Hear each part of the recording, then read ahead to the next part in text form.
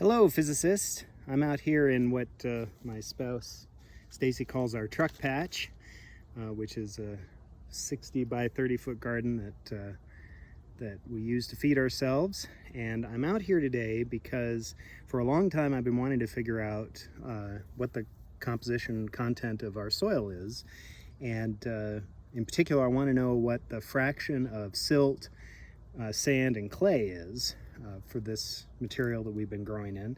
This is, we get a lot of clay soil out here on the lake bed, but I've been adding a bunch of organic material to it, and I'm just curious how it's doing. So I thought I'd figure out a way to kind of estimate that.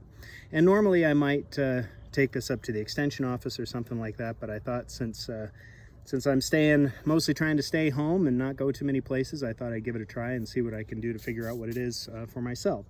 So to do that, we're going to be using some of the things that you're learning about this week about the properties of matter. In particular, we're going to be looking at density and the property of buoyancy, which is a force that acts to basically make things float when you put them in water. Density is a property of the structure of matter. So we've already talked about mass, and we know that you can weigh a certain amount of mass. Mass is the stuff that responds to forces by accelerating, but how you pack that mass together is determined by what type of stuff you have. So the first way to study what stuff is to look at its density. And density is simply its mass divided by its volume.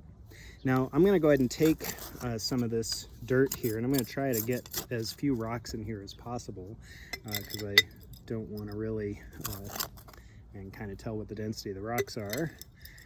So I'm going to fill this up about halfway here, and this is just a mixture of whatever was here before plus the organic material I've been adding into it over the past year or two. I'm going to get this about half full. All right, there we go. So that is a jar full of the dirt in our garden. And then what I'm going to do here is I'm going to fill this all the way with water, and I'm going to give it a good shake to get it all mixed up. And then I'm going to just let it sit and watch what happens. And what's going to happen is the gravity is going to pull the material down, but there's going to be a buoyancy force from the fluid that's going to try to float it up. Now this stuff is so dense, almost all of it will float to the bottom, but because it has different densities, it will do this at different rates. It'll stratify itself to where it has, so where I should be able to see the clear layers of silt, clay, silt, and sand, and that's the whole strategy for this. So I'm going to go ahead and fill this up with water, shake it up, and let it sit for a while, and that's probably going to take a day or two, and then I'll have to get back to you about what we figured out about that. You have an activity this week where you're going to be looking at buoyancy, and you're going to be exploring something called Archimedes' principle, and that is that when you put something in water, it displaces an amount of water equal to its volume, and that's a way of measuring the volume of things.